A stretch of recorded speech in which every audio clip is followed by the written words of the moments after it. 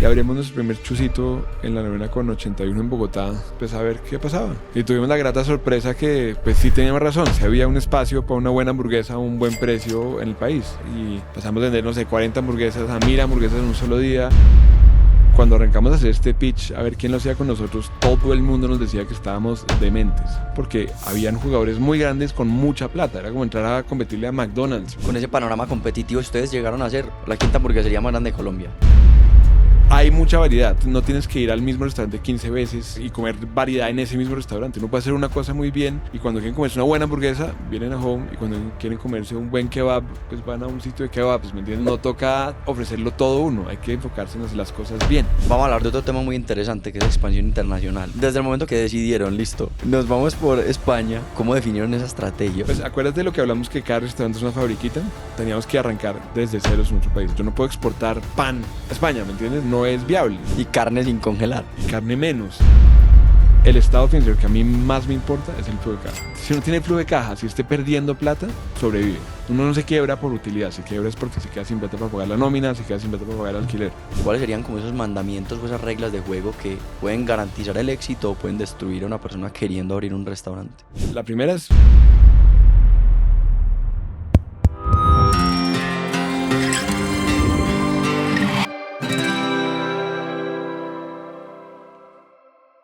Pablo, antes de empezar, yo quiero que demos algo de contexto porque Home es muy conocida en Colombia, ahora están entrando a España, pero puede que mucha gente no la conozca. ¿Qué es Home Burgers? Pues mira, somos una cadena de hamburguesas, realmente. Somos bastante jóvenes y estamos abiertos desde hace 9 años. Y literalmente somos una cadena de hamburguesas, un negocio tradicional, típico, un restaurante donde vendemos hamburguesas que a nuestro modo de ver son de la mejor calidad que hay en el país, ¿cierto? Que es hamburguesas con muy buenos ingredientes, con una muy buena carne, muy buen pan, muy buen queso, pero con la comodidad de un restaurante de comida rápida, ¿cierto? Y el precio también con la comodidad de un negocio de comida rápida, ¿cierto? Pablo, ¿sabes qué me parece muy interesante? Que lo que estudiaste y tu perfil antes de entrar a Home Burgers era banquero, después estuviste creo que en consultoría. Sí. ¿Cómo terminaste creando Home Burgers? ¿Cómo nace? Hombre, pues la verdad, yo arranqué a estudiar, pues yo cuando arranqué a estudiar no tenía ni idea qué quería estudiar, ¿cierto? Yo entré a ingeniería mecánica, después pasé por matemáticas y acabé en economía casi que por descarte, porque ya se me estaba como acercando el momento de graduarme y todavía no he escogido carrera. Y era como con la que menos perdía semestres por haberme cambiado tantas veces, ¿cierto? Y me cambiaba no era por notas, yo siempre he sido buen estudiante, sino era porque realmente no tenía ni idea qué estudiar. En su momento, digamos, vi como una posibilidad de carrera en finanzas, ¿sí? Que estaban como muy de moda los bancos de inversión, era donde uno veía que podía arrancar a ganar plata más rápido, etcétera. Entonces me encaminé por ese camino y me fui a estudiar a hacer una maestría en el London School of Economics en Inglaterra, en finanzas, ¿listo? Pensando que ese era como el trampolín perfecto para arrancar a trabajar en un banco en la City, en Londres. Y el día que entré a estudiar, fue el día que se quebró Lehman Brothers y conmigo entraron otras, no sé, 10 personas que se acaban de quedar sin puesto porque su banco se había quebrado, ¿cierto? Entonces ese sueño como que cambió rápidamente. Cuando me gradué obviamente no había ningún puesto disponible. Arranqué a trabajar en consultoría en España, después me vine a Colombia, trabajé un rato en un banco de inversión y como que realmente me di cuenta que eso no, como que no me llenaba, como que sentía que uno no aportaba mucho, ¿cierto? Entonces hablé en su momento con mi padre, que ha sido siempre un consejero mío, y le dije que pues, sentía que, pues sí, trabajaba muchísimo, pero como que no sentía que hacía mucho, ¿cierto? Y él me propuso que de pronto pensar en montar algo propio y arranqué un proceso como de buscar en qué emprender. Y en ese proceso, que fue un proceso largo, con una que otra quiebra, dimos con, pues un amigo mío del colegio se acercó y me dijo que quería montar una hamburguesería en Colombia, como las que había sentido, como las que le gustaban a él cuando él vivió en su momento en Estados Unidos. Yo también era fanático de las hamburguesas. Entonces con él y su hermano nos sentamos pues hombre, sabemos que nos gusta, tratemos de crearlo acá a ver qué pasa, ¿cierto?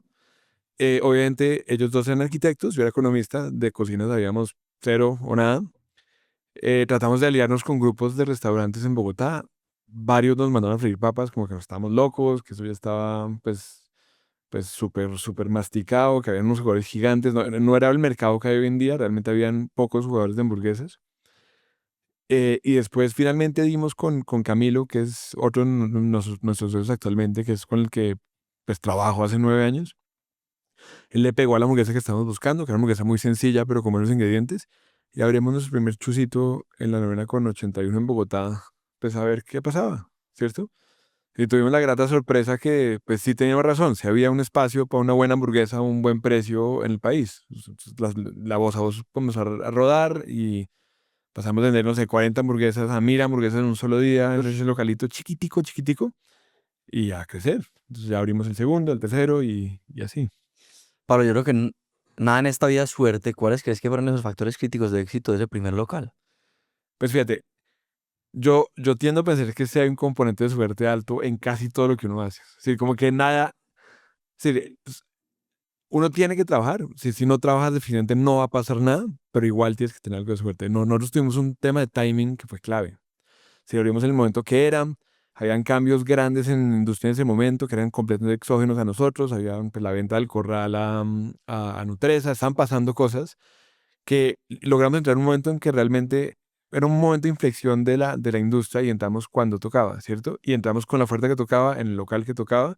Hicimos un grupo de socios inicial que fue clave, porque éramos, pues yo soy muy financiero, muy de Excel, mi socio pues es chef y es administrador de restaurantes, y mis otros dos socios son arquitectos súper enfocados en la imagen, en la marca, en el servicio al cliente. Entonces eso nos permitió desde un principio como crear como este trío que en el absoluto para el comienzo fue fundamental.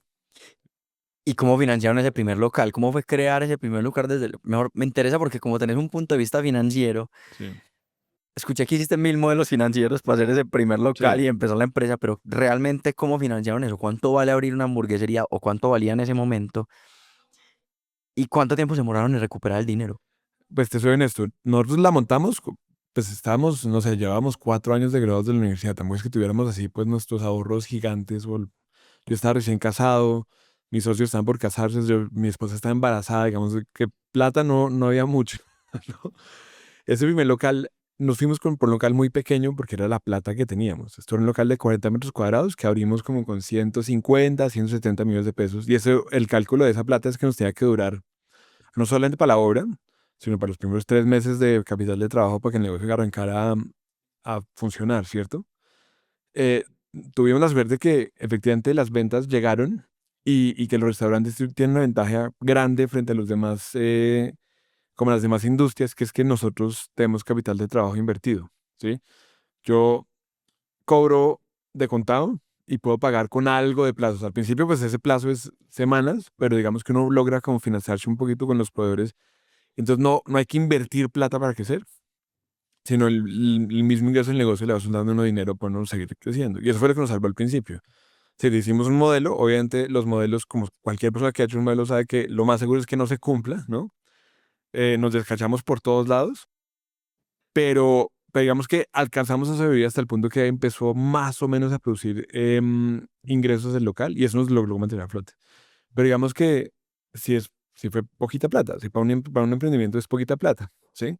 Y por eso es que mucha gente, tú ves que restaurantes abren todo el día y el primer emprendimiento de mucha gente que se gradúa de la universidad es un restaurante, es porque la barrera de entrada es bajitica, no es tan costoso montarlo y pues parece fácil de administrar en teoría, ¿no? No creo que lo sea, pero ¿Y hacia dónde se fueron ese primer, como esa primera inversión, cómo fue destinada? ¿En qué, cómo la dividieron esos 150, 170 millones de pesos? pues la idea era que se gastara casi todo en obra y un pedazo como de 30.000 pesos para capital de trabajo. Pero la verdad es que cuando abrimos no teníamos plata ni para el menú. Realmente ya que estábamos en ceros porque la obra fue más compleja de lo que esperábamos. No teníamos nada de experiencia en eso, ¿no? Entonces, pues cometimos todas las primiparadas de subestimar lo que realmente cuesta una obra y como como, pues, los pormenores que pueden pasar durante una obra, ¿cierto? Entonces, pues abrimos acá, pero logramos que pasáramos por lo menos al momento de arrancar a producir ventas. ¿Y cuáles fueron esos aprendizajes financieros del inicio? O sea, como el manejo del dinero para poder llevar esos 3 primeros meses y sobrevivir. Que digamos que eso es crítico. Esos primeros meses quiebran a muchas personas, esos primeros años también. ¿Qué aprendiste de la industria de los restaurantes y de las finanzas que te permitió crecer Home después? Pues mira, esto lo dicen muchos emprendedores, pero realmente lo repito, que nosotros se nos olvidó el balance, se nos olvidó el PIG, eso no era importante.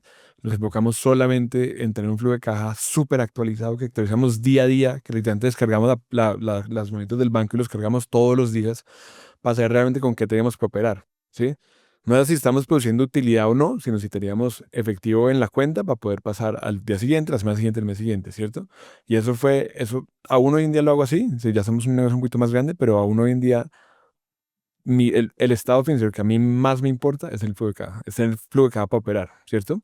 Entonces, como que lo que aprendí es que si uno tiene flujo de caja, si esté perdiendo plata, sobrevive. Uno no se quiebra por utilidad, se quiebra es porque se queda sin plata para pagar la nómina, se queda sin plata para pagar el alquiler.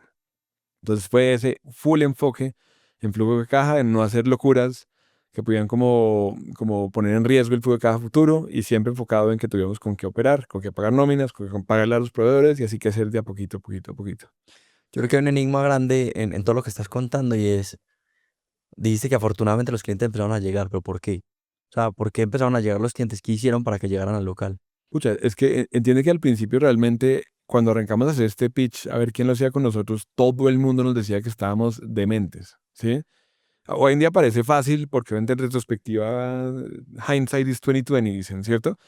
Pero en ese momento todo el mundo decía que estamos dementes porque habían jugadores muy grandes con mucha plata. Era como entrar a competirle a McDonald's, ¿me entiendes? No era el mercado como lo conocemos en este momento.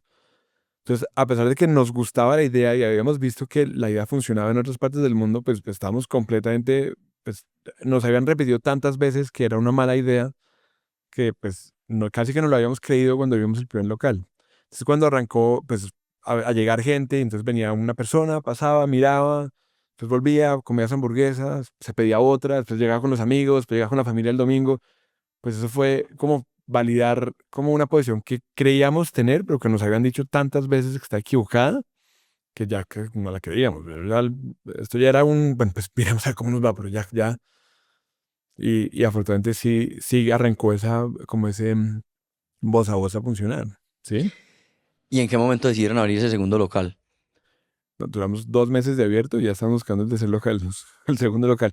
Y te digo la verdad, nosotros tuvimos la suerte de nacer al tiempo que Rappi. Pues no sé si suerte, pero en su momento nosotros pensábamos y lo pensamos todavía, que la mejor hamburguesa es la que uno se come en el local recién salida, ¿cierto? Entonces no queríamos trabajar con domicilios.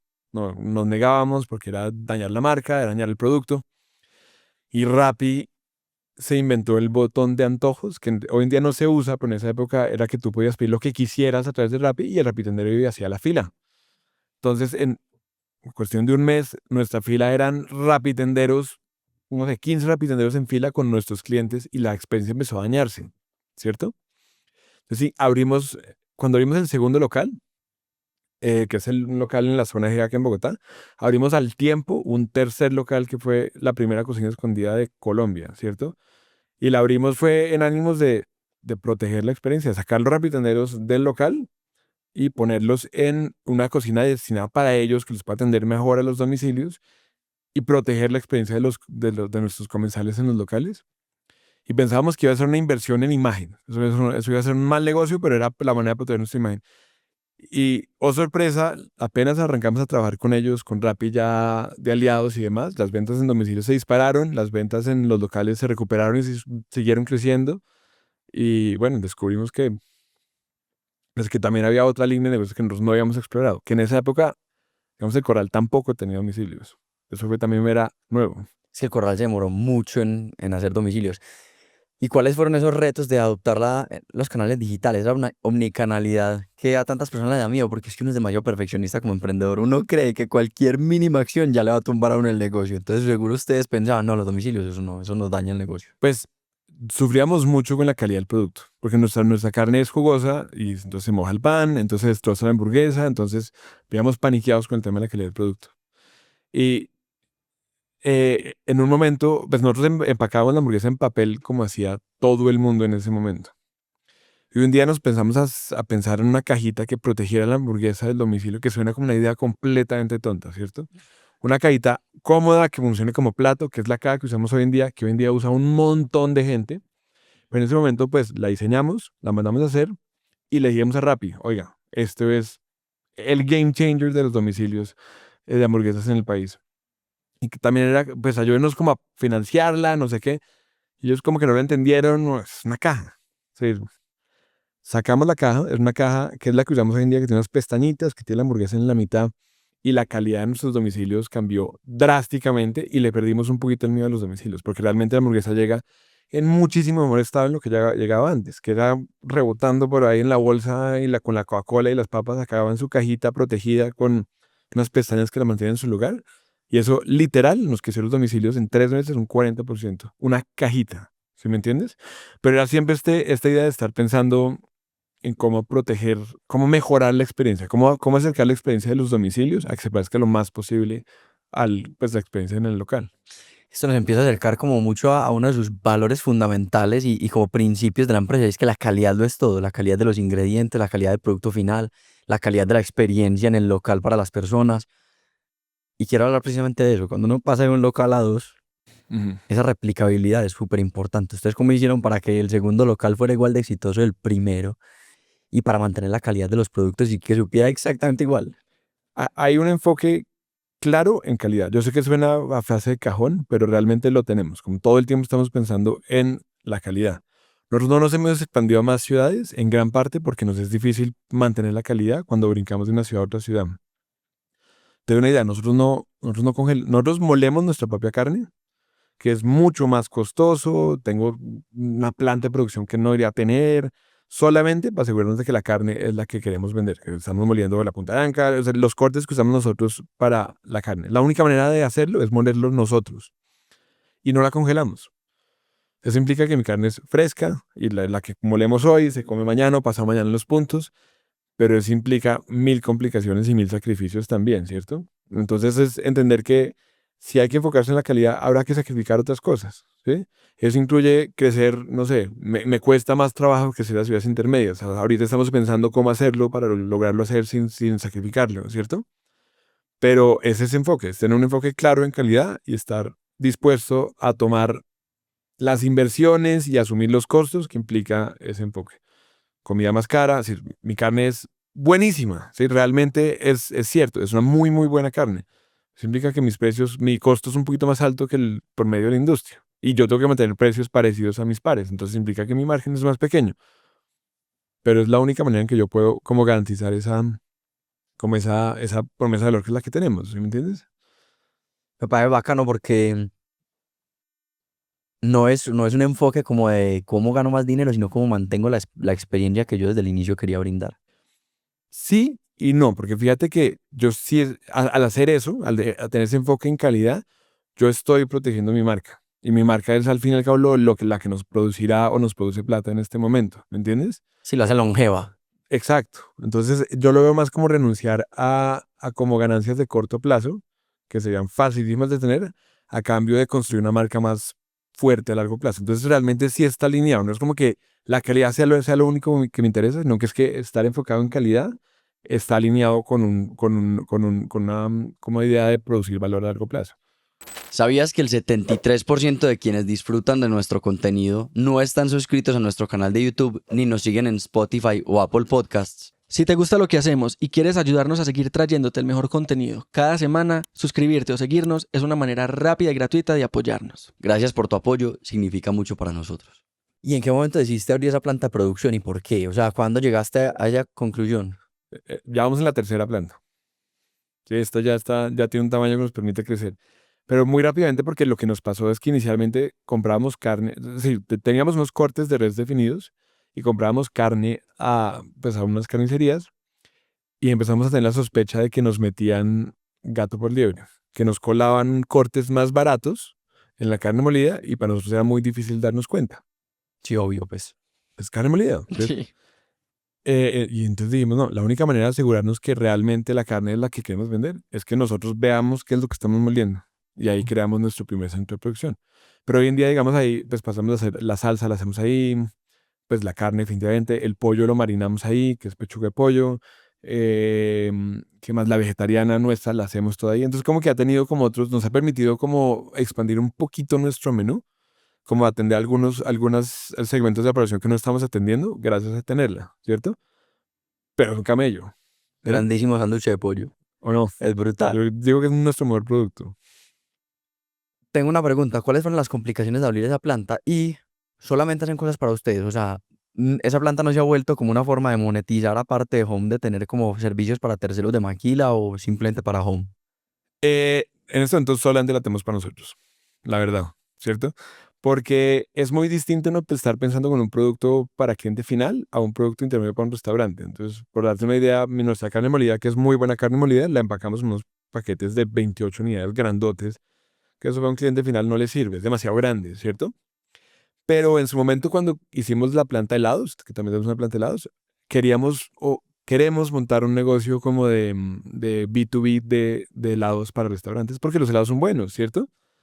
Eh, Hay un tema como impositivo ahí que nos complica la vida un poquito, que es el nuevo impuesto pues a la comida no saludable o lo que sea. Pues el helado, pues no es una comida muy saludable, pues es helado. Es el lado siempre. Es lo que es.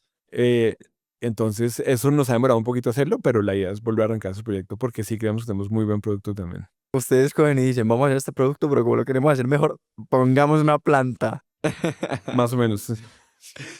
Ahora exploremos de pronto irse a otras ciudades. Porque una cosa es mejorar la calidad en Bogotá, Ujú. que a fin de cuentas uno tiene un punto de otro, 20 minutos, 15 minutos, lo que sea. Sí. Ahora irse a Barranquilla, irse después a Medellín, ¿qué implica expandirse en más ciudades para un restaurante como el tuyo, que el enfoque verdaderamente está en la calidad del producto?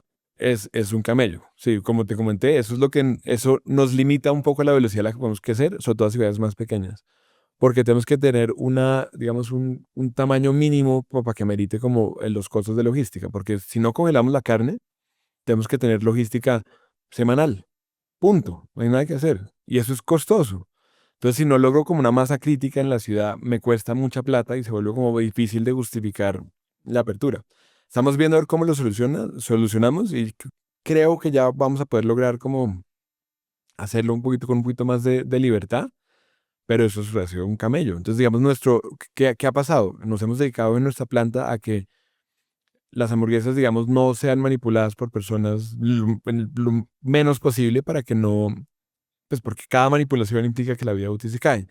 Que sea un proceso completamente inocuo. Tú vas a nuestra planta, pues una sala de cirugía, ¿me entiendes? Entonces, eso es limpiecito, tiquitico, porque es la manera de dar días de vida útil a una carne fresca. Sí, para no caer en la tentación de, man, congelémosla ya. Esa es la fácil. Entonces nos hemos dedicado a buscar otras maneras de mantener como nuestra promesa de valor. Entonces, bueno, mejores empaques con una barrera, pues más, una barrera como al exterior un poco más sólida, para lograr, como podemos lograr esos 7 días que necesitamos para ir a la costa o para ir a Medellín o etcétera. ¿Cierto? Por ahí dicen que el camino corto es el camino largo. Sí, Ustedes literalmente se llevan eso sí, al pie de la letra y me parece bacanísimo porque es pensar a total. largo plazo 100%. Pues hay un tema también que es que nació, no sé si por suerte o qué, pero la simplicidad de nuestro menú nos ha ayudado un montón. ¿Sí me entiendes? Y nos resistimos mucho a meterle complicaciones al menú porque no solamente creo que es clave para nuestros clientes que lleguen y sepan qué pedir fácil y que hayan como 18.000 opciones con la triple no sé qué vaina, con salsa napolitana, no sé qué, sino que sea un menú mucho más enfocado, sino de ahí para atrás también nos ayuda mucho. Yo no manejo tantos SKUs, me enfoco en la calidad de poquitos ingredientes, entonces puedo estar tranquilo que lo estoy pidiendo lo mejor. No tengo que estar pensando en el plato del día para salir del pescado que se va a vencer, sino nos enfocamos en muy pocas cosas. Entonces eso ayuda a que uno pueda pues preocuparse porque eso sea lo mejor posible y no estar como desorientado con 1.000 productos por vender, ¿no? Ya voy a volver allá. Pero antes de eso quiero preguntarte algo importante sobre la industria de los restaurantes y es cómo manejan ustedes los perecederos, las cosas que se venden, sobre todo si no congelan la carne. ¿Cuánta plata puede perder un restaurante en eso? Ahí es donde entra el tema de la simplicidad, ¿sí? Yo siento que cuando uno le dice a un mesero a uno que no le ultra recomienda el róbalo, es porque este es el próximo que está para vencer, si tienen que salir del ya, ¿cierto? En mi caso, yo vendo la misma carne en casi todos mis productos y el mismo pollo en casi todos mis productos. Realmente así limitamos nuestro perecedero, porque ahí tenemos una rotación alta y nos enfocamos en poquitos productos y no nos ponemos a hacer locuras con productos que de pronto no van a rotar, ¿cierto? Entonces, limitamos, digamos, los perecederos al mínimo. Ya los perecederos normales del tomate, un producto que no está presentable, lo que sea, eso pues tenemos alianzas con bancos de alimentos, que es comida que es perfectamente comestible, que podemos no botarla a la caneca, sino que alguien realmente la pueda comer. Pero en general, para un negocio como con márgenes tan apretados como lo son los restaurantes, es clave que el desperdicio sea lo menos posible. Y la simplicidad nos ayuda un huevo a que efectivamente el desperdicio sea lo menos posible. Y yo siento que el mercado colombiano está muy acostumbrado a la variedad en los restaurantes. O sea, yo me acuerdo que la primera vez, y te lo digo por experiencia propia, la primera vez que fui a Home, yo vi un restaurante, un menú muy pequeño Ujú. y yo estaba acostumbrado a menús más grandes. ¿Cómo fue esa transición? Pues, ¿cómo sentís que fue esa transición para la audiencia colombiana, pues para el público colombiano? ¿Vos sentís que fue diferente y tuvo algo de educación o simplemente fue algo que adoptaron rápidamente? Yo creo que esos son prejuicios que tenemos que no son ciertos, ¿me entiendes? Realmente hay mucha variedad. Tú no tienes que ir al mismo restaurante 15 veces y comer variedad en ese mismo restaurante. Uno puede hacer una cosa muy bien y cuando quieren comerse una buena hamburguesa, vienen a Home y cuando quieren comerse un buen kebab, pues van a un sitio de kebabs, ¿me entiendes? No toca ofrecerlo todo uno, hay que enfocarse en hacer las cosas bien, ¿cierto? Y es un prejuicio que tenemos, que hay que tenerlo todo, hay que ofrecer todo, pero no, hay que hacer una cosa bien, ¿cierto? Y hay mil prejuicios. También el tema de que los colombianos no hacen filas. Claro que hacemos filas, todo el día hacemos filas, ¿cierto? Si el producto es bueno, pues le hacemos la fila. Si el producto es malo, pues no, ¿cierto? Pero no, ese prejuicio yo creo que es un prejuicio. Yo justamente en estos días le estaba diciendo a un amigo, yo creo que yo haría filas por dos cosas. Uno, por un excelente concierto. Y dos, por una buena comida. Total. Pero eso soy yo. Hay gente que no haría fila a la comida. Lo que pasa es que a mí la comida me encanta. Pablo, hablemos de ese menú. Ustedes empezaron con la hamburguesa sencilla. ¿En qué momento decide uno que es hora de empezar a incorporar nuevos productos? El sándwich de pollo, el Fíjate, tema vegetariano. tenemos, digamos, en platos fuertes tenemos tres productos. Hamburguesa sencilla y doble, que digamos una mola con un mismo paquete. Sí, obvio. Sándwich de pollo y pollo picante, que unamos en el mismo paquete porque es el mismo pollo, y la vegetariana. El pollo muy rápidamente lo incorporamos porque es un producto que nos gustaba mucho y que veíamos que estaba pegando muy duro en otras partes del mundo y pues sacamos inclusive lo sacamos, después lo retiramos porque no nos gustó y lo volvimos a sacar. Y la vegetariana pues tocaba tenerla porque pues hay que atender a ese segmento de la población. Si llega un grupo de 10 personas y uno es vegetariano, pues no van a ir a venir a Home porque no hay una oferta para esa una persona. Entonces pierdes 9 hamburguesas. Entonces creamos esa vegetariana para que completar como la oferta y que realmente todos puedan venir, ¿cierto? Pero desde entonces, salvo como productos de tiempo limitado que sacamos, el menú se ha mantenido completamente estático, ¿sí? Parte del objetivo de los helados era que le podíamos meter como variedad a la experiencia sin complicar las cocinas, porque complicar las cocinas es donde se vuelve complicado mi negocio. Porque piensa que cada restaurante es una fabriquita independiente. En cada restaurante tienen que hacer perfecta la hamburguesa, perfectas las papas, perfectas las verduras, bla, bla, bla, bla, que eso es difícil porque hay que estar entrenando gente permanentemente. Entonces, cualquier complicación que le metes ahí hace que pues, se vuelve exponencialmente más complejo cuando lo mandas a 20, 30 locales. Entonces, cuando pensamos en helados, es la manera como meterle lo que quisiéramos, ¿entiendes? Cualquier locura que nos dé la gana con helados, al punto no cambiaba el proceso. Es el mismo proceso de servirlo en un cono, hacer una malteada o servirlo en un vasito. No hay nada más. Entonces en helados, por ejemplo, así como el plato fuerte de hamburguesas no lo cambiamos nunca, salvo por temas especiales y productos de tiempo limitado. El de helados lo variamos todo el tiempo. Entonces cada 3 meses, 2 meses sacamos un helado nuevo. Y hemos hecho cosas loquísimas. Tenemos un helado de popcorn de maíz que es buenísimo. Hemos tenido helados de cereal, hemos tenido helados de caramelos al lado, hemos tenido Uy, helados qué de rico. mantequilla de maní, sí, un montón de cosas. Y si no funciona, bueno, listo, 3 meses lo pasamos para otro. O si funciona muy bien, lo sacamos y lo sacamos después en un año, ¿me entiendes? Como que ahí nos permite ser más locos, meterle más variedad al menú sin afectar nuestro foco, que es una buena hamburguesa. Pablo, vos lo dijiste, cada restaurante es como una pequeña fábrica y hay que estar constantemente entrenando el talento. Y yo creo que el secreto en The Home no solamente ha sido los ingredientes, porque vos te puedes tener muy buenos ingredientes, pero si la gente no los hace bien y no los utiliza como debería, pues grave, o sea, no es la misma hamburguesa. Y yo te juro que todas las veces que he comido en Home, la hamburguesa me sabe exactamente lo mismo, es igual de bueno.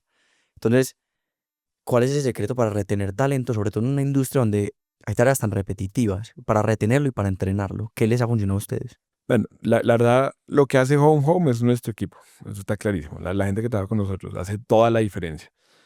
Pero también es un hecho que esta industria es una industria dificilísima. ¿Me entiendes? Realmente nosotros trabajamos cuando todo el mundo descansa y descansamos cuando todo el mundo está trabajando. ¿Sí? No es un trabajo fácil, es un trabajo muy demandante físicamente. Volviendo al tema de la simplicidad, nos enfocamos mucho en entrenar y como el producto es sencillo, digamos, no tengo que entrenar tantos procesos, sino unos muy puntuales, pues hace más fácil el entrenamiento. Entonces hace más fácil que la gente esté realmente entrenada. Pero vuelvo y digo, tenemos un equipo de coordinadores cuyo único trabajo es asegurarse que sus administradores, sus puntos, saquen la mejor hamburguesa posible y los administradores están enfocados en entrenar los operarios y así creamos una cadena donde hay un enfoque en calidad permanente. Pero tengo que estar entrenando todo el tiempo. Eso no es como que entrené una vez y ya entrené. No, es un trabajo completamente continuo, permanente, estar buscando pues que la gente esté entrenada y sepa exactamente cómo sacar la hamburguesa. Obviamente, como en todos los restaurantes, cometemos errores porque son negocios de personas. Eso yo lo digo todo el tiempo. Acá no hay máquinas y nunca las van a reemplazar máquinas. O no lo veo eso pasando en el momento cercano. Entonces, somos personas y tenemos que hacer lo mejor posible dentro de lo que podemos hacer. Y eso requiere entrenamiento, entrenamiento, entrenamiento permanente. Pablo, ¿cuánto es la rotación en la industria de ustedes? La industria está por encima del 100. Qué locura. Nosotros estamos más bajitos, pero no mucho más bajitos. ¿Sí? Pero es normal, hace parte de la naturaleza de la industria. Es un trabajo que nosotros, digamos, pagamos por encima del nivel de la industria, los administradores ganan súper bien, pero igual es un trabajo muy duro. Entonces tú eventualmente quieres, pues si eres estudiante o estás con tu primer trabajo, pues es un trabajo bueno, pero llega un punto que vas a querer buscar algo más o escalar con nosotros, que es otra posibilidad, en cuyo caso pues lo haces, ¿no? Es como un segue para muchas personas, Sí. o sea, como un punto intermedio donde están escalando, están aprendiendo. Nosotros estamos tratando de que no se vea como un trabajo de paso, sino que sea realmente que exista un plan de carrera en Home. Entonces tenemos un plan donde realmente nosotros promovemos desde adentro siempre y tratamos de rellenar los huecos que tienen nuestros operarios para ser buenos administradores, porque un buen operario puede ser muy bueno, pero puede que nadie le haya enseñado a usar Excel. No tiene por qué saberlo si nadie le ha enseñado. Entonces nos dedicamos como a rellenar esos huecos y que sean buenos administradores también y puedan ver un plan de carrera con nosotros, ¿sí? O sea, más allá del restaurante, pues, Exacto. Pero eso requiere crecer. Si no creces, se te acaban los puestos a los que puedes promover. un reto para ustedes. 100%. Hay una cosa muy importante y es que no sé si la gente que nos escucha no conoce Chipotle. Chipotle es una de las cadenas de comida rápida pues, más grandes de Estados Unidos, como vos sabrás. Obviamente, Ujú. tu socio viene a trabajar en Chipotle. Sí. Y me parece muy interesante cuando esto sucede porque hay muchas prácticas que uno puede heredar de otros restaurantes que están haciendo las cosas muy bien para tropicalizarlos y traerlos acá. Claro. ¿Cuáles son esos factores, mejor dicho, no factores, pero cuáles son esas prácticas o qué fue lo que crearon ustedes de Chipotle que les ha permitido a Home ser Home? Chipotle es un buen ejemplo de un enfoque de calidad de ingredientes. Ellos son muy cuidadosos con la calidad de sus ingredientes, ¿cierto? Y montan un montón de estructuras y logística para asegurarse que en los cientos de locales que ellos tienen, la lechuga siempre esté bien cortadita y esté fresca y el tomatillo siempre esté fresco y recién cortadito. Y esas cosas, pues Camilo las trajo y las tenemos acá. Al mismo tiempo, pucha, la cantidad de herramientas que hay en Estados Unidos para administrar restaurantes que acá se vuelven imposiblemente costosas. Con Camilo hemos hecho un trabajo de tratar de sacar nuestra propia versión de ellas que nos ayude a administrar los restaurantes, sea en temas de inventarios y calidad, sea en temas de visitas, en temas de auditorías, que nos ayude como a acercarnos a un poquito a las herramientas que tienen disponibles esas grandes cadenas, ¿cierto? Y eso todo vino de la experiencia de Camilo, pues traída a Colombia. ¿Y en qué áreas son las más críticas donde has necesitado más uso de esas herramientas? Como más te han hecho falta esas herramientas que, por ejemplo, utilizan en Chipotle. Pues por un lado está el tema de post-integraciones. Para la gente que no sabe qué es, Ok, un POS es el sistema en el que se factura, ¿sí? ¿cierto? que ese es el cerebro de un restaurante. Realmente ahí pasa inventarios y pasa ventas, y hoy en día las ventas, como todos los restaurantes deben ser pues, omnicanales, necesitas poder integrar esas ventas a un mismo pozo. Eso es más difícil de lo que suena, ¿cierto? En Estados Unidos hay unas herramientas espectaculares que funcionan para eso. Inclusive a través de Endeavor hemos hablado con algunas, pues con una plataforma que se llama Olo, que es divina. Es imposible pagar. Es en dólares, eso es otra cosa, ¿sí? O sea, acá hemos montado como nuestra versión criolla de lo que hemos podido montar o vende un Frankenstein de 1000 cosas, pero que nos va funcionando, ¿cierto? Por ejemplo, los temas de reportería, el tema de mantenimiento, el tema de calidad y el tema de las auditorías de operación, es clave poder analizarlas como en un conjunto cuando tienes varios locales. Entonces tenemos un sistema donde la encuesta no se llena en papel, en una planilla, lo que sea, sino se llena en una plataforma, y ahí podemos como centralizar toda la información y ver dónde estamos con huecos, dónde hay problemas, dónde podemos arreglar. Quejas de clientes. Nosotros tenemos esta política de responder todas las quejas que tenemos, ¿sí? A veces con más o menos éxito, pero la idea es que todos los clientes salgan contentos. Tratar de resolver cualquier problema que el cliente tenga. Entonces ahí implica WhatsApp, recibir WhatsApp o a través de una encuesta de NPS y recibir toda esa información en un mismo funnel y poder como procesarla y prestar un buen servicio al cliente. Acá es un Frankenstein que nos funciona. En Estados Unidos uno paga y ya lo tiene montadito perfecto, y no hay que hacer mucho más. Colombia es Colombia, Latinoamérica es Latinoamérica, Pablo. Así nos tocó. Entonces vos dirías que hay una oportunidad importante para toda la gente que está escuchando y de pronto no tiene empresa y está cogiendo ideas en el tema de tech para restaurantes. Lo voy a decir con dos caveats. Yo considero ¿Con dos qué? Para las personas. como como Hágale. dos salvedades. Ok. ¿Ok? Eh, yo no creo que el foodtech existe. ¿Sí? Este es un restaurante de personas. ¿Sí? La tecnología es un apoyo que nos ayuda a hacer procesos que son muy manuales, un poquito más automatizados. Pero esto es una industria de personas. Acá y en cualquier parte del mundo. Sí, cadenas gigantes o cadenas chiquitas tienen tecnología a más o menor medida, pero para automatizar procesos que igual hacen las personas. ¿Sí me entiendes? Ujú. En algún momento yo con mi socio veía un montón de como emprendimientos colombianos, gringos, latinoamericanos que están levantando unas cantidades de dinero gigantescas, y nosotros, y eran, no sé, una cuarta parte de nuestro tamaño, no producían utilidad, no tenían marcas definidas, pero valían 4 veces nuestro valor. Y yo le decía a Camilo como que estamos haciendo mal. Si nosotros, qué error cometimos nosotros? Porque nosotros valemos mucho menos y hacemos el mismo trabajo mucho mejor. Porque todas vendían como este enfoque en tecnología y vamos a cambiar el mundo de los restaurantes con un post, ¿cierto? Ya, yo siento que el tiempo nos ha dado algo la razón, ¿sí? Pero la tecnología es una herramienta de apoyo, no te hace el negocio de los restaurantes, ¿sí? Esto no es una app, somos un restaurante. Hay pues, gente, y siempre va a haber gente. ¿Sabes qué pasa mucho en Estados Unidos? Es que hay mucha tecnología de nicho. Como que no intentan hacer un unicornio de todo, sino que crean un muy buen software, lo venden en un nicho y facturan bien y son rentables. Total, Y eso es una gran forma de hacer negocios. total. Pero entonces esto es un desarrollo de software, y eso está bien. Y es un negocio que es más escalable, y requiere menos CAPEX, tiene muchas ventajas, es difícil de posicionar, pero tiene muchas ventajas. Pero no eres un restaurante. O eres un desarrollador de software o eres un restaurante, pero no puede ser ambas cosas. ¿Sí? Habían dos salvedades. Ya mencionaste las dos. Pues no, pues la primera es que no creo que. Sí. Y la segunda era que. No, ¿cuál era? No, ya no me acuerdo. No importa. Se nos fue la paloma, está bien. Sí. Bueno, un concepto que mencionaste en la entrevista que me pareció muy interesante y fue océanos negros. Ujú. ¿Qué son los océanos negros y por qué vale la pena crear un negocio, una empresa en océanos negros?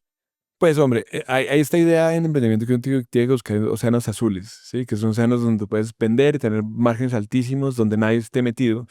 Y en cambio los océanos rojos, digamos, es donde hay mucha competencia, márgenes muy chiquitos y, digamos, poca posibilidad de emprender, ¿sí? Cuando yo arranqué, como te comenté ahorita, pues todo el mundo opinaba que el negocio de las hamburguesas era un océano rojo. Ahí no había nada para hacer, ¿sí me entiendes? Ya habían jugadores muy grandes que te iban a cobrar menos y sacarte el mercado, algo, es decir, realmente era muy difícil competir ahí. Y yo siento que lo que demostramos nosotros es que pues, no, eso no es necesariamente cierto. Uno puede hacer pequeñas innovaciones que no necesariamente están basadas en tecnología, que pueden hacer diferencias en una industria que de pronto está súper establecida y volverla mucho más dinámica. Fíjate hoy en día lo que es el mercado de las hamburguesas en Colombia. Se pasó de tener 3, 4 marcas grandes, súper tradicionales, a tener cientos de ofertas, todas muy buenas a nivel nacional, ¿sí? Con ese panorama competitivo, yo creo que ustedes llegaron a ser, corrígame si estoy mal, la quinta hamburguesería más grande de Colombia.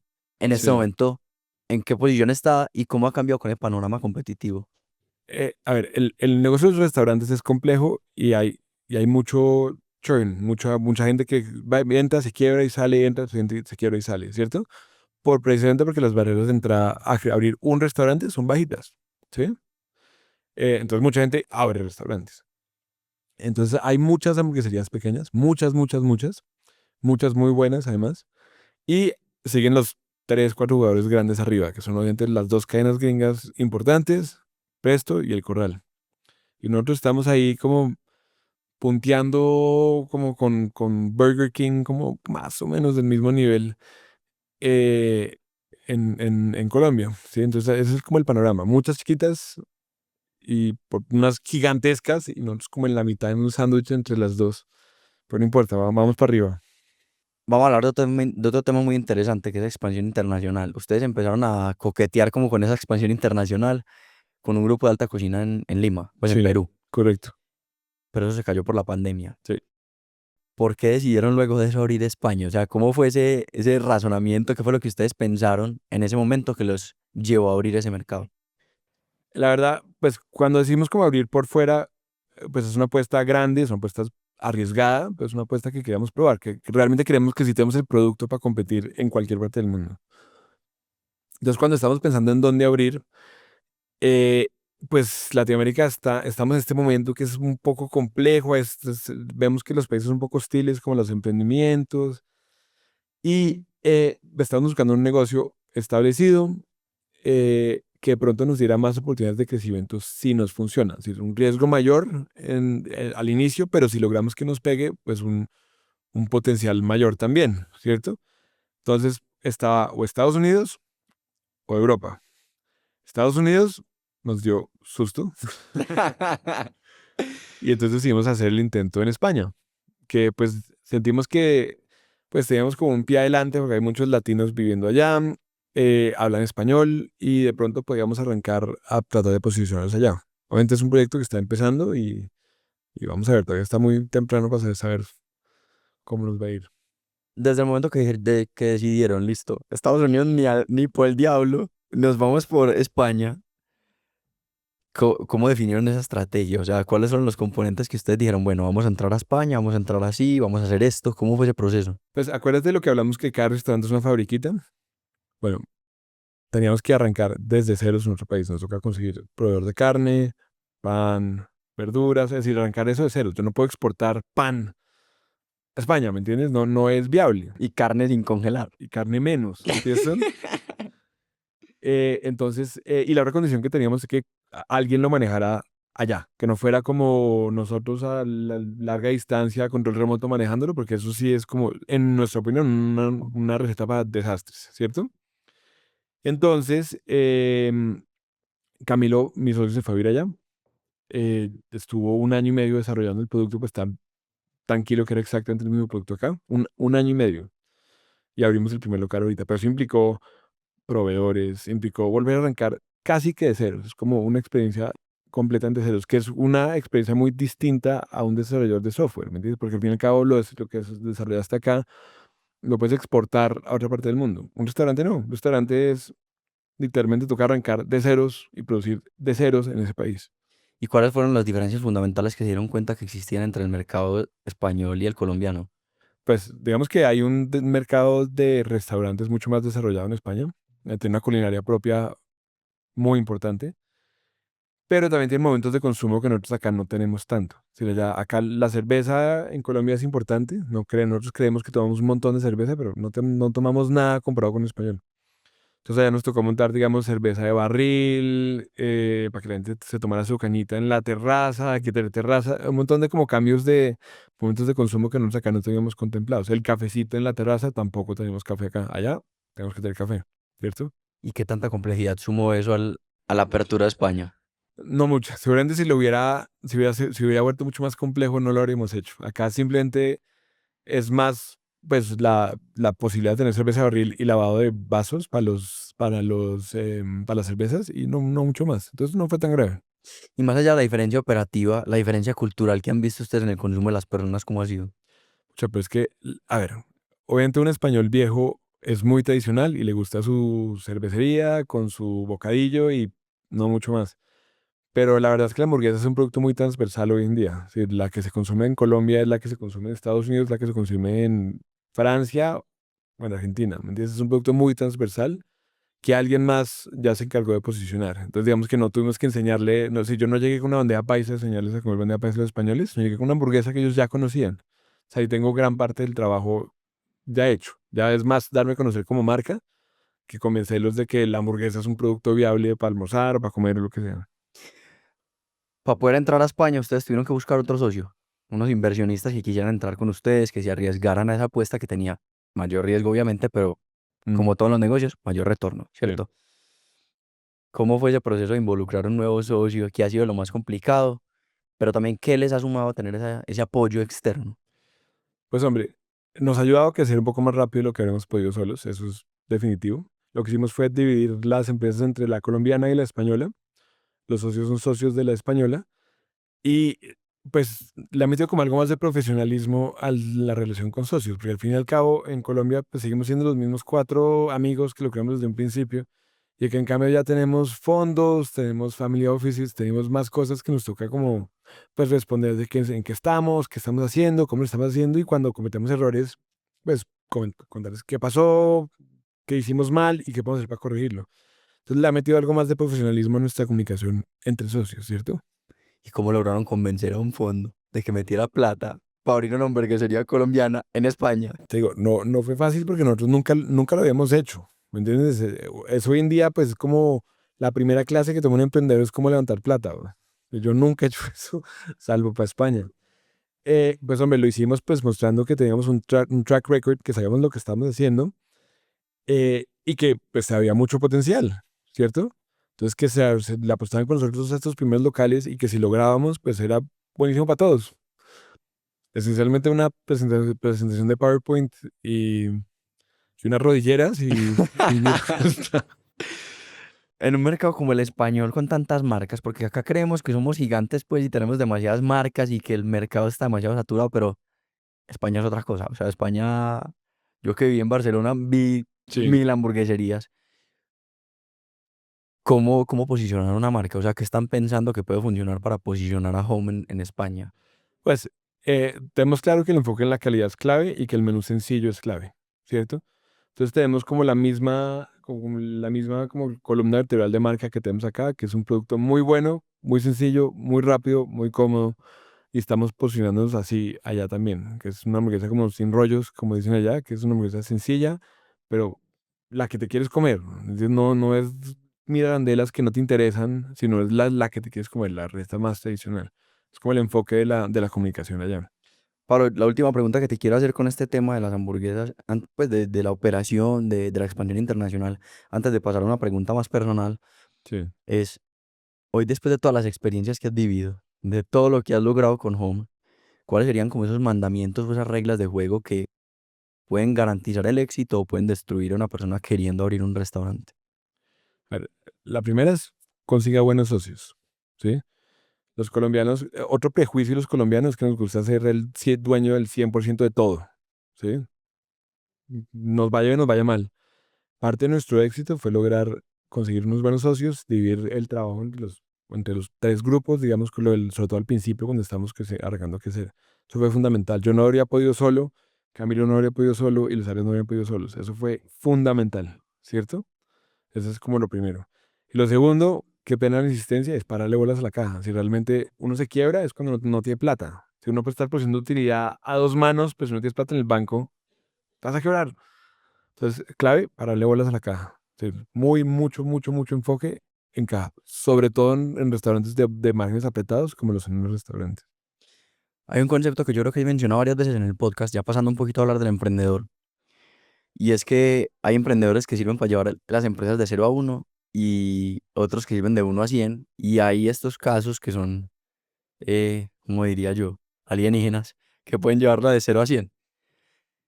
¿Cómo ha sido ese reto de ir creciendo con Home y de volverse ese líder que necesita Home para los diferentes momentos y etapas que ha vivido tu empresa? Pues, sobre todo porque no estoy solo. Ahí tengo mis socios, que es clave, y hemos ido creando un equipo de entender que no nos las hacemos todas. Es que el error grande que uno comete como emprendedor, uno arranca, que uno es, pues, todo. Un jefe de recursos humanos, jefe de operaciones, pero uno no es bueno haciendo esas labores.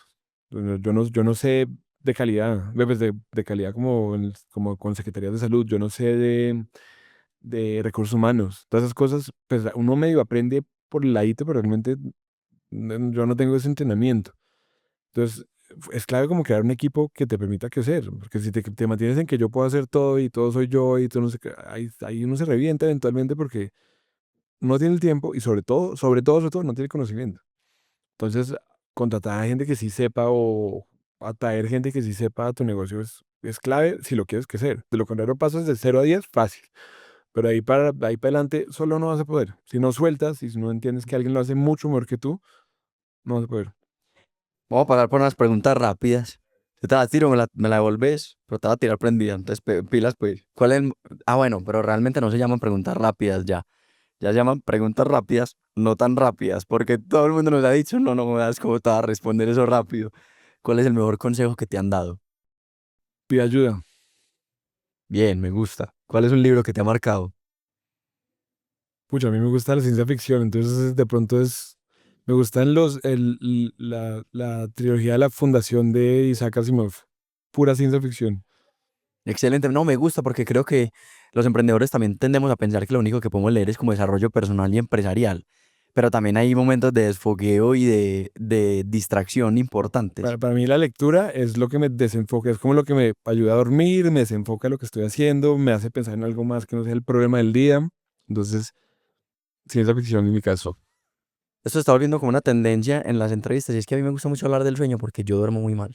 Ujú. Vos, pues porque es que a mí, o sea, como ese botón de off, a mí me lo quitaron, yo no sé, a mí me tumbaron desde chiquito. ¿Vos también tenés problemas para dormir o sobre todo pensando en la empresa? El mundo se acaba a las 3 de la mañana. Si uno se despierta a las 3 de la mañana y piensa en algo, es decir, va a ser una tragedia. No es como que sea un problemita, sino es una tragedia. Entonces, han habido momentos en que dormí muy mal, pero últimamente, también como a través de oír como a mis padres en Endeavor y ese tipo de cosas, uno aprende que tiene que entender que si uno no lleva una vida más balanceada, eventualmente se quema. Inclusive hay esta organización de emprendedores que se llama Ancla, que se dedica solamente a ayudar a emprendedores a aprender como a balancear su vida y no quemarse, ¿cierto? Por ejemplo, a mí el tema de lectura es clave. Si yo, que se me pierda el Kindle es peor que se me pierda el computador. ¿Sí? Es así de grave porque me ayuda como a conciliar el sueño y estar tranquilo y dormirme pensando en algo que no sea el problema del día, ¿sí? Porque algo siempre está pasando. Entonces he aprendido eso. Como al principio me costaba más trabajo, ahorita todavía me cuesta trabajo, pero pues hay que balancear o si no uno se quema. Es que ya he estado muy cerquita algunas veces, igual que el emprendedor que te diga que no le ha pasado miente, de quemarse y llega un punto que ya no puedes ni funcionar en tu casa, ni en el trabajo, en ningún lado, si no tratas como de tener algo de balance. Más difícil hacerlo que decirlo, pero es clave. No te digo pues, Pablo, pregunta rápida, no tan rápido, vamos para la otra. Perdón. No, no, fui yo el que la largué de llave. ¿Cuál es el principio que rige tu vida? Eh, Confía en todo el mundo, pero corta las cartas. O sea, como cuando uno juega cartas que uno siempre corta después de barajar. Si uno puede confiar en todo el mundo, pero estar siempre como atento de que no se aprovechen de uno. Uy, eso está bueno, me gustó. ¿Y cuál es tu definición de éxito? Pues es que las hay tantas, ¿me entiendes? Si uno se enfoca solamente en el éxito monetario, pues hay veces te desenfoca de otras cosas que de pronto son más importantes, ¿me entiendes? Para mí mi familia es clave, mis hijas son claves, mi esposa es médica y es emprendedora de cierta manera también. Es como lograr un balance y estar contento es lo que yo considero éxito. Así eso implique sacrificios en otras áreas. Con todas las entrevistas, con todas como las oportunidades que he tenido de conversar con gente que ha vivido muchos procesos, que tiene empresas muy grandes, que ha crecido como emprendedor, yo también he logrado identificar qué es lo que quiero y qué es lo que no quiero para mi vida. Y una de esas cosas es eso. O sea, como que mucha gente se imagina el $1 billion business, vender $7 billones. Y eso no es como la vida que yo me sueño, honestamente. Yo me sueño creando cosas como con mucho impacto, ayudando a muchísimas personas, teniendo una muy buena calidad de vida. Pero buena calidad de vida no es dinero, sino buena calidad de vida son buenas relaciones, Totalmente. que no me falte nada. Porque si al final de cuentas uno, no sé si te has visto un video como de un señor que habla de todos los arrepentimientos que tiene en la vida. Y el primero fue como no haberle dado tanto tiempo a mi familia como el que se merecía. Yo creo que a uno no le pueden quedar esos arrepentimientos, son los más graves de todos. Y hay un tema que es que tu edad productiva, digamos, cuando estás como en tu tope, también suele ser el mismo tiempo cuando tienes tus hijos chiquitos. Y eso pasa, ¿me entiendes? Después ya tus hijos tienen otras vidas distintas a la tuya, separadas a la tuya y perdiste ese momento. Entonces es difícil el balanceo, pero hay que hacerlo. No se puede esperar después para hacerlo porque después el tiempo pasa. Pablo, vamos por una pregunta de un seguidor. Te va a pasar las preguntas que nos hicieron. Vos lees el nombre del seguidor, la pregunta y respondes. Subís por ahí, como haces scroll y puedes escoger sin afán. O sea, acá Botánico Reserva Campestre me pregunta en qué invierte las utilidades generadas por la empresa, ¿cierto? Vamos a responder cuántas. Podemos responder esta y si acaso otra. Hágale pues. Entonces la respuesta a esta, pues la respuesta fácil es que la mayor parte de las utilidades van a abrir más locales de home. ¿Sí? Así es como nos hemos financiado, así es como hemos crecido. Si no levantas platas de inversionistas externos, pues la plata que genera tu empresa la usas para crecer tu empresa, principalmente. Y el resto se usa para estar tranquilos de que el equipo que tenemos, que como hablamos ahorita, es clave, que sean súper capaces de una muy buena gente de recursos humanos, muy buen mercadeo, muy buena contabilidad. Todo eso también cuesta un montón de plata, ¿no? Hay que invertir en eso. Yo personalmente, ¿en qué gasto? Sobre todo la plata que yo he ganado. No es tanto en el colegio de mis hijos. Es el gasto principal de lejos, ¿cierto? Pablo, ¿cuánto cuesta abrir un local de home?